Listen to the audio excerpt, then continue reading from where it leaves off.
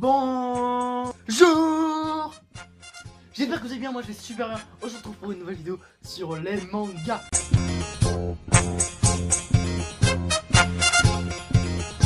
Bref, les trois quarts des abonnés qui connaissent ce manga ont déjà compris qu'est-ce que j'allais... Comme le premier manga dont j'allais parler, évidemment. Ceci est Tokyo Ghoul, mais en étant que certains ne connaissent pas, je vais quand même faire une brève présentation de Tokyo Ghoul. Alors, pour commencer, dans Tokyo Ghoul, il y a deux sortes d'humains, les ghouls et les humains. Les ghouls étant des humains qui ne peuvent manger que de la chair humaine pour se nourrir. Donc obligés de tuer des humains, ils sont rejetés de la population. Alors évidemment, là, tout de suite, il y a une confrontation entre les deux camps adverses. Les ghouls qui sont obligés de se nourrir d'humains, donc obligés de tuer des humains ou de manger des cadavres. Évidemment, ça les répugne. Et donc, ils vont essayer de trouver un moyen de pouvoir se nourrir sans avoir de tuer d'humains. Et c'est là que notre cher héros entre en scène, Kaneki, un enfant de 16 ans je crois, ou 15 ans, qui bat un rendez-vous avec une fille du nom de... je sais plus, sans vous mentir. J'ai totalement zappé le nom, bref, c'est une fille aux cheveux mauves, tu vas pas me casser les couilles longtemps. Alors, il va au rendez-vous, tout va bien, et puis là, la fille lui dit raccompagne chez moi, raccompagne-moi chez moi. Putain, raccompagne-moi chez moi. Et là, tout va bien, Kaneki la raccompagne. Puis après, au niveau d'un chantier sur le chemin pour retourner chez elle, et évidemment, il y a toujours une couille dans le pâté. Évidemment, comme j'appelle ça, une couille dans le pâté, tout va bien. Et à ce moment-là, elle se retransforme en ghoul, ce qui pousse, elle va essayer de tuer Kaneki. Mais au même moment, quelqu'un qui était sur la grue du chantier là-haut a fait tomber allez, comment dire ça? Vous voyez les sortes de trucs ronds là, mégalons? Des trucs ronds mégalons comme ça en béton. Et bah, il y a ça qui est tombé, ça a tué la ghoul et évidemment l'humain est encore en vie, ils ont greffé les organes de la ghoul sur l'humain. Évidemment, moitié ghoul. Voilà, on va raconter. Donc l'histoire est assez sympathique. Évidemment, ça a parlé de l'histoire de Kaneki qui est devenu à moitié ghoul à cause de cette opération. Et ça peut être vraiment sympa. Ça peut être sympathique, donc je vous le conseille vraiment.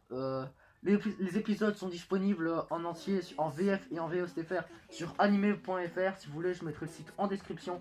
Voilà, ensuite au prochain manga. En deuxième manga, je vais vous parler de Death Note. Death Note est une histoire assez sympathique de Light Yagami. Donc l'histoire raconte la vie de Light Yagami, un jeune surdoué à l'école qui va mystérieusement voir un livre noir en cuir comme ça brûlé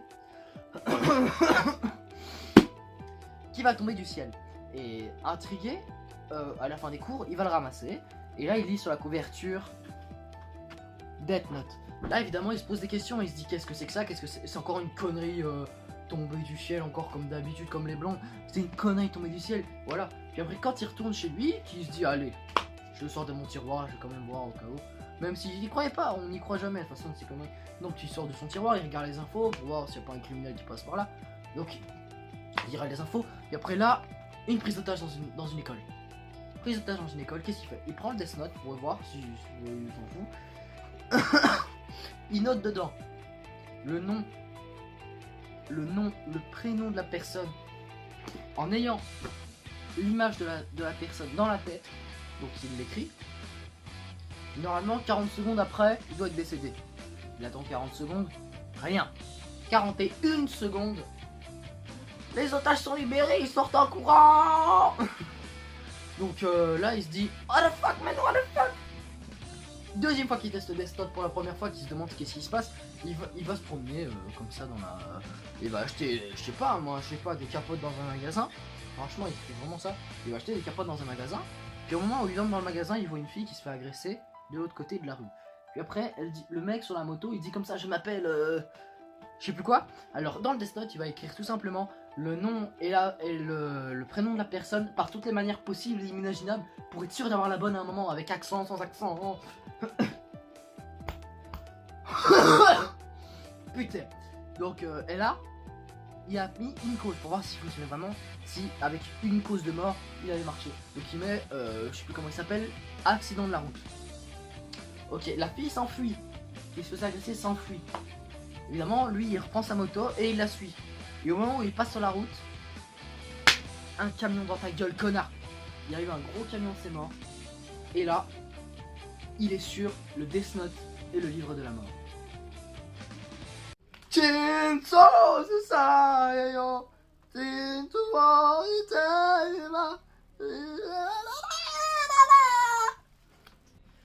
évidemment, pour la suite, je pouvais pas passer à travers. On va tout de suite parler d'SNK, qui est l'attaque des titans ou Destination Finale en français. Franchement, c'est mon gros coup de cœur. J'avais commencé les mangas justement avec ce manga-là. Commencez par là, c'est le plus kiffant, je vous jure. SNK est l'histoire d'un jeune enfant RN qui... je vais d'abord vous expliquer le principe, le contexte. L'humain a rencontré un type supérieur à lui, beaucoup plus puissant et beaucoup plus... Allez, beaucoup plus fort, donc massif. Ces créatures sont des titans normaux, je vais dire, parce qu'il y a des bizarres, des normaux, des punks, oh putain, des titans normaux, et évidemment ces titans normaux vont éradiquer l'espèce humaine, enfin vont essayer d'éradiquer l'espèce humaine. Les rescapés humains de cette invasion vont se blottir derrière 3 murs. Le mur Maria, attends, je dis pas que... Le mur Maria, le mur... Oui, le mur... Je me souviens que 2 murs, je crois qu'il y en a un, puis après c'est le mur Maria, puis après le mur Sina. Mais je me souviens plus du 3ème. Mais en gros, ils vont se blottir derrière... Les rescapés vont construire 3 murs de 50 mètres de haut, assez large de 20 mètres je crois. Et ils vont essayer de survivre dans ces murs.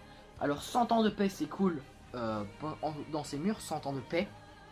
Donc pas d'attaque de titans ni de rien. Les titans normaux, comme je vous ai dit, font à peu près 15 mètres. Donc ils savent rien faire face à un mur de 50 mètres. En plus de 20 mètres de large, en...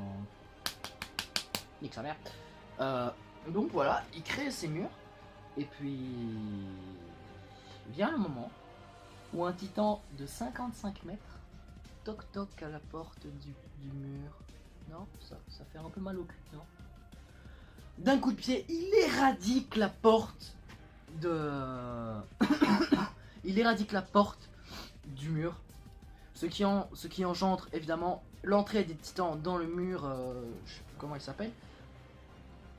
Donc évidemment les titans vont entrer et vont entrer dans la ville et détruire tout ce qu'il y a dedans. Je crois que c'est le premier, dans le premier qui est détruit, il y a Sina, Maria, et tout autour il y a plein de demi-sphères et qu'il y a donc des districts comme ça. Le premier mur a été détruit, c'était dans le district de Shiganshina. Et Shiganshina a été détruit, évidemment notre jeune héros Eren était dans ce district au moment de l'attaque du titan colossal qui fait 55 mètres. Et pendant l'attaque, les titans sont entrés, évidemment, il essaye de fuir, puis après il se rappelle, ah merde, il y a ma mère dans ma maison, j'ai peut-être la sauver. Alors et quand il revient, la maison est détruite, la mère est sous les décombres, encore en vie, mais sous les décombres, coincée, et là un titan arrive pour le manger. Évidemment ils se disent, fuir, sauver la mère. Sauver la mère, on va tous crever. Sauver la mère, donc là ils essayent de sauver la mère, et puis évidemment les titans arrivent, et ils sont... Vous regarderez la suite pour comprendre. Allez, la mère s'est fait bouffer. Bon, revenons. C'était là, si vous voulez. C'est un manga aussi qui est en... la première saison est sur YouTube. Vous pouvez après les trouver sur des sites de streaming. Franchement, il n'y a pas de souci avec ça. Les sites de streaming, il y en a plein en plus avec l'attaque des titans. Ou si vous voulez vraiment, achetez-les en papier parce qu'il y a des informations qui en plus dans les attaques en titan, papier, manga. Franchement, je vous jure, c'est une série qui m'a bien fait kiffer. Donc si vous voulez commencer, commencez par là parce que... En plus, si vous aimez le style un peu gore, c'est franchement parfait. Pareil pour Tokyo Ghoul, c'est le style gore comme il faut. De la crème.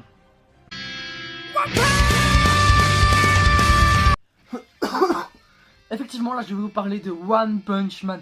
Mon coup de cœur absolu. Franchement, One Punch Man, ça m'a bien fait kiffer.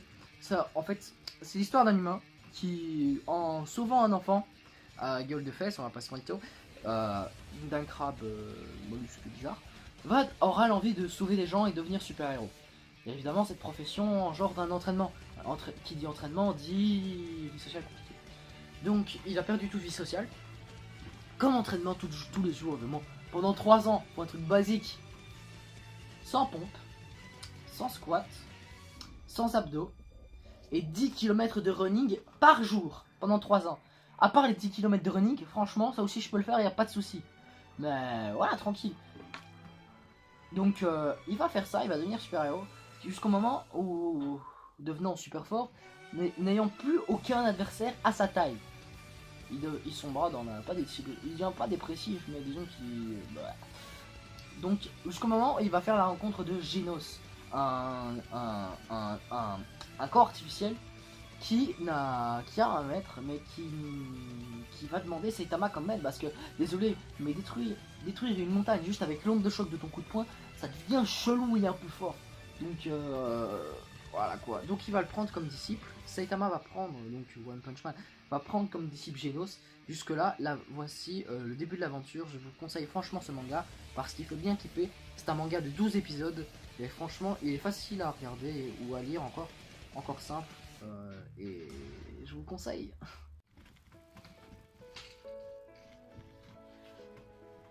Ça vous fait penser à quelque chose, ça? Effectivement, comment parler de Sword Art Online sans parler de ces deux majestueuses épées? On va pas se le cacher, ça fait... Elles sont franchement méga stylées. Et franchement... Bref, parlons du personnage principal. Kirito, jeune testeur de bêta, va poster pour une nouvelle bêta qui s'appelle Sword Art Online, bref SAO. Pour ce nouveau jeu SAO, ils avaient besoin de bêta-testeurs, donc Kirito s'est porté volontaire pour aller le tester. Et là, il va le tester, il trouve le jeu magnifique. Alors, qu'est-ce qu'il fait? Il va l'acheter, dernière version, en version normale, quoi. Version, je t'achète au magasin et tu fermes ta gueule. Et donc, il va l'acheter au magasin. Je vais jouer dedans, il trouve un pote, il s'appelle Klein. Franchement, tout va bien, c'est un pote, ils s'entraînent tous les deux, il n'y a pas de souci. Ils jouent pendant les 2-3 heures, puis après Klein se dit merde, j'ai oublié l'heure, il faut que j'aille chercher ma pizza IRL, donc in real life. Il va chercher sa pizza in real life, alors il essaye de se déconnecter. Il n'y arrive pas. Il n'arrive pas à se déconnecter. Alors le jeu Sword Art Online, j'ai oublié de vous le dire, est un jeu full dive. En gros, ton esprit et tout ça est concentré sur le jeu. En gros, ton esprit est concentré sur un corps virtuel dans un jeu. Donc ton corps in real life ne bouge pas. Tu ne bouges pas, t'es coincé, en fait tu dors dans ton lit en fait. Donc il essaie de se déconnecter, il n'y arrive pas. Ok, il n'arrive pas à retourner dans in real life. Ici c'est un bug, on va aller au menu principal, en gros au point de spawn de tout le monde. Donc il va au point de spawn de tout le monde, et là tout le monde y est, et tout le monde se pose la même question, pourquoi j'arrive pas à me déconnecter? Alors ils appellent le grand maître, le game master, le chef du jeu. Évidemment le game master arrive en tenue rouge, et il dit vous devez réussir à finir le jeu pour pouvoir retourner in real life, donc dans la vraie vie. Vous devez terminer le jeu pour retourner chez vous. Vous devez terminer le jeu pour survivre. En gros, s'il ne termine pas le jeu, il meurt. Et évidemment, si c'est pas drôle aussi, non, s'il meurt dans le jeu, il meurt dans la réalité. Mais dis donc, Jamy, les jeux en 2024, c'est plus ce que c'était, hein. Moi j'ai connu l'époque où on jouait encore à la Game Boy, à Pokémon, tout seul dans son jardin. Et voici en fait les deux épées que Kirito possède dans le jeu. Les deux épées. Celle-là a été créée par son ami forgeron. Et celui-là, on ne sait pas d'où elle vient. Non mais sans déconner. On ne sait pas d'où elle vient. Franchement, il l'a reçu. Sans déconner, dans le manga, il l'a reçu. Et tu ne sauras jamais d'où elle vient. Prochain manga. Ah oui, je tiens à dire quand même que les deux épées m'ont été données, enfin prêtées par Dax Gaming pour rien que ce début de tournage. Donc je le remercie. Et aussi je mets sa chaîne en description et son logo ici et son nom. Voilà, n'hésitez pas vraiment à aller vous abonner, il fait du bon contenu, il fait du Call of Duty et du stud sur GTA 5. N'hésitez pas, franchement. Voilà les potes, j'espère que ça vous aura fait plaisir parce que moi voilà, je me suis fait un réel kiff à tout mettre en œuvre comme ça. Voilà, tu vois bien, là voici le matériel qui m'a servi. En dessous, là il y a mon pyjama. Voilà, ça m'a fait un réel kiff de vous filmer ça et j'espère que ça vous fait plaisir parce que en fait il y a tellement de mangas que j'ai pas pu tout mettre dans une seule vidéo sans faire pour qu'elle prenne 3 heures. Donc je m'attends, vous attendez bien à ce que je fasse un deuxième épisode. Donc suivez la chaîne, restez abonnés et likez surtout. Likez, c'est important, ça me fait extrêmement plaisir, ça vous fait plaisir. Moi ça me fait plaisir et vous commentez, en plus moi ça me fait plaisir. Moi. Tout va bien moi. Donc voilà, j'espère que ça vous fait plaisir. Ciao tout le monde, on se revoit bientôt dans une prochaine vidéo de manga. Peace!